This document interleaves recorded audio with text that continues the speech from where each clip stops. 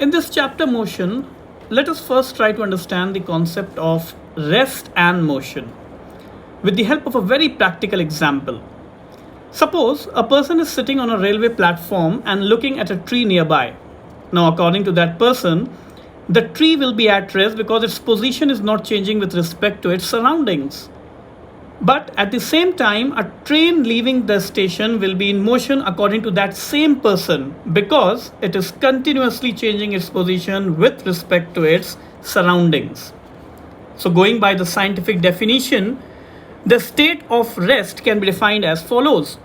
When the position of a body with respect to its surrounding does not change with time, the body is said to be at rest. For example, a book lying on the table or a bench fixed under a tree.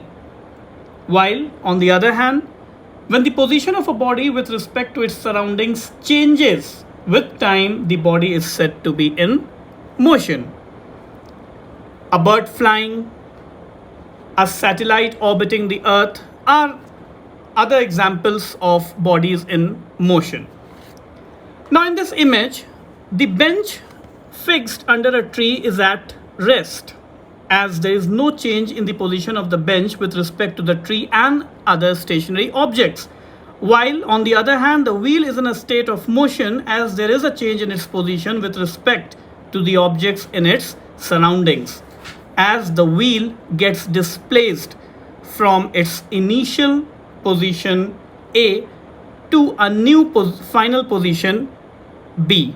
And during this change of position, during this displacement, its distance from its immediate surroundings are getting changed. Hence, this will be defined as a state of motion. Now, in this chapter, motion, we have to discuss in detail different types of motion along with their examples, and those type of motions are as follows: translatory motion, rotatory motion, circular motion, oscillatory motion, vibratory motion, periodic and non-periodic. Now we will be discussing all these types of motion along with their examples in detail. But before we start with the detailed discussion of each type of motion, let us just quickly have a discussion about how these type of motions are different from each other. So the first one, translatory motion.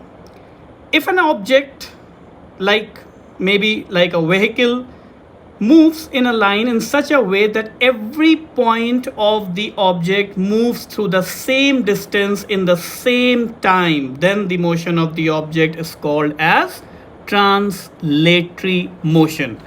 Now this will be the first type of motion that we will be discussing in detail along with their examples. The second type that we have to discuss will be rotatory.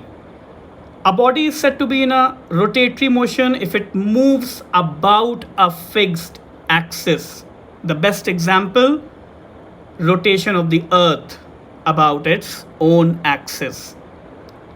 The next one that we will be discussing will be circular motion. The motion of a body along a circular path is called circular motion. The next one, oscillatory motion. The to and fro motion of a body from its rest position or mean position is called the oscillatory motion. For example, the motion of the pendulum of a wall clock and the motion of a swing represent oscillatory motion. Then vibratory motion.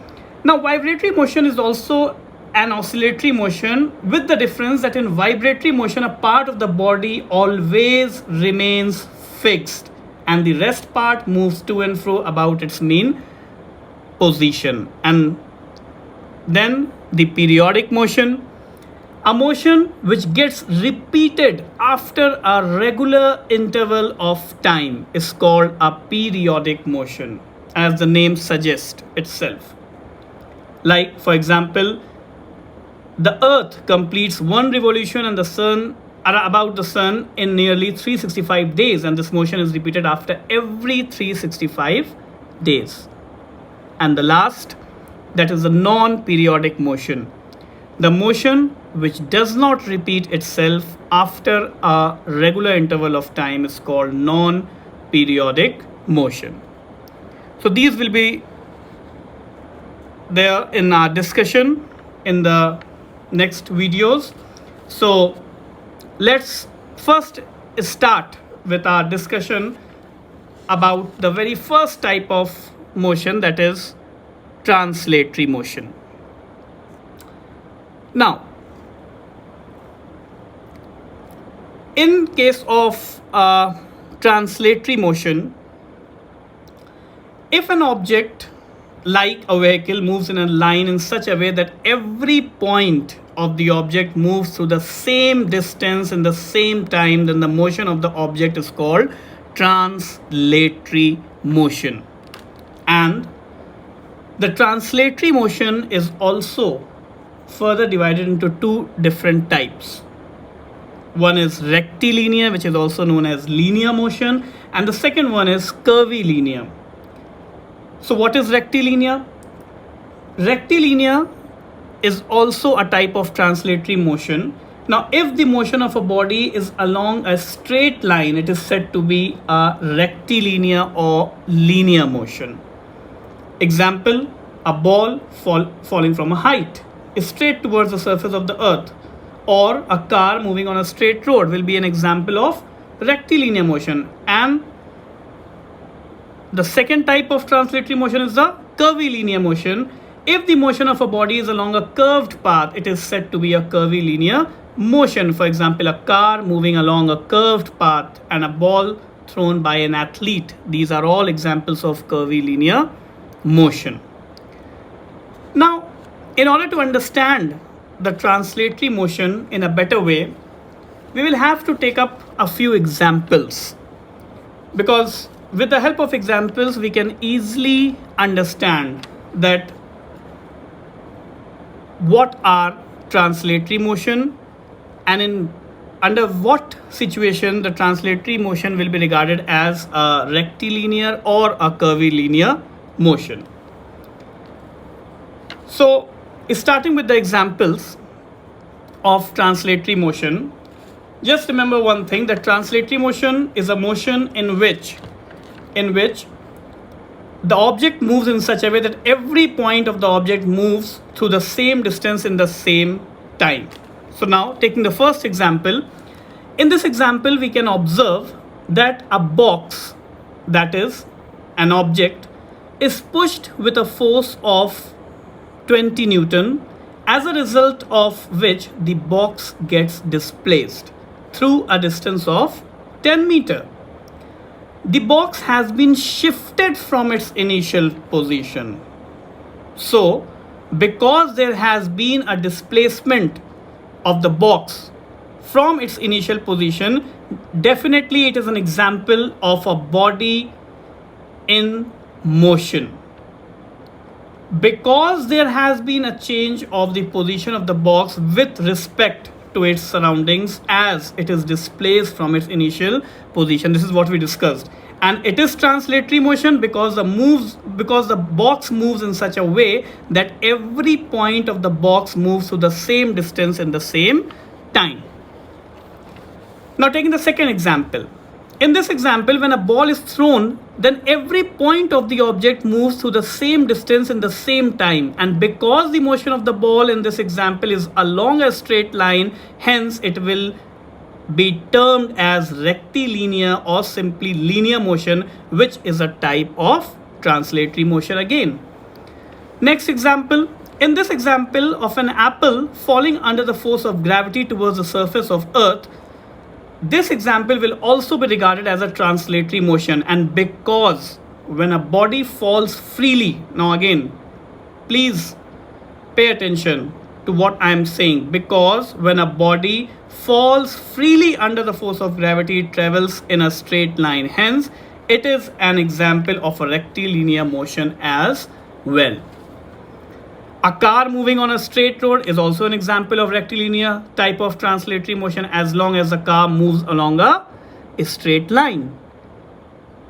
Then another example, the motion of a train on a straight track is also an example of rectilinear motion, which is in turn a type of translatory motion as well.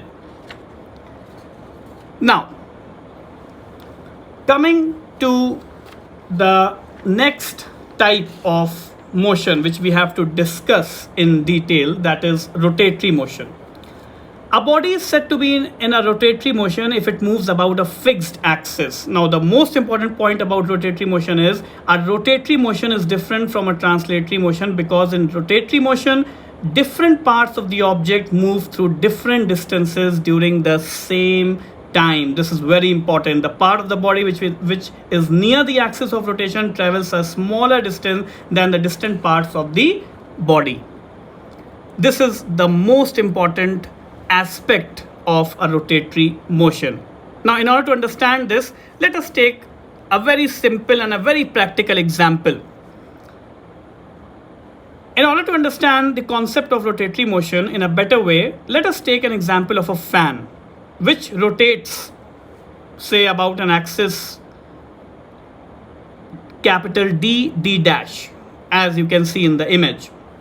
Now, in this example, D, D dash is an imaginary line or the axis about which the fan can rotate when switched on.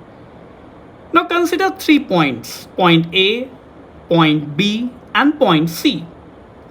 It is observed that while undergoing rotation, the point A, which is near the axis of rotation, travels a smaller distance, while the point C, which is far from the axis, travels a greater distance in the form of circumference of a circle.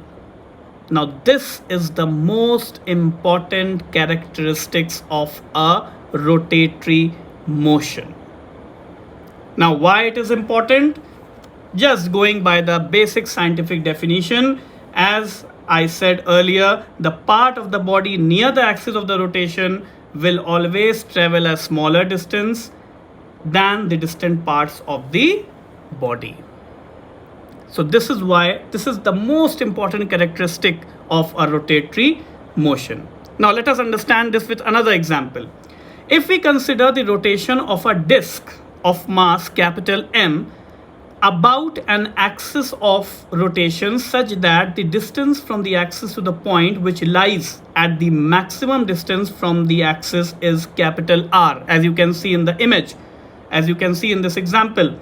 Then again we observe that the parts of the body which are near the axis travel smaller distances as compared to points which are far from the axis. Now, this is the most important characteristic for a motion to be categorized as a rotatory motion. We can correlate this example with the rotation of the Earth.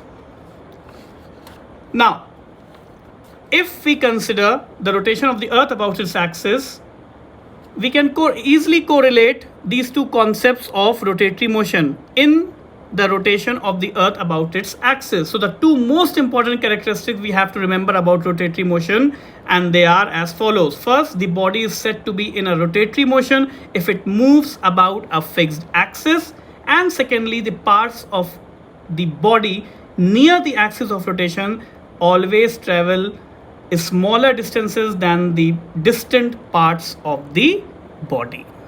Thank you.